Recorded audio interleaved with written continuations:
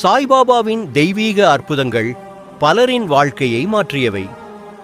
ஒரு நாள் ஒரு ஏழை விவசாயி சாய்பாபாவை சந்தித்தார். அவர் தனது நிலம் வறண்டுவிட்டதையும் கஷ்டப்படுகின்ற குடும்பத்தையும் பற்றி கவலையுடன் சொன்னார். சாய்பாபா சிரித்துக்கொண்டு ஒரு கொத்தள நெல் கொட்டி, இதை நம்பிக்கையுடன் நட்டு வையுங்கள் என்றார். விவசாயி தயங்கினாலும் பாபாவின் வார்த்தையில் நம்பிக்கையுடன் அதை செய்து பார்த்தார்.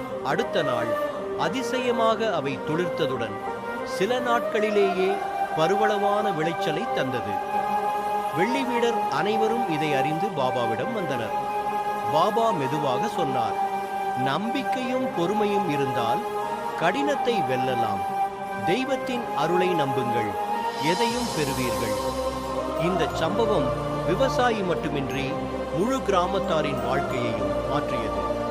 சாய்பாபாவின் அருள் பெற சப்ஸ்கிரைப்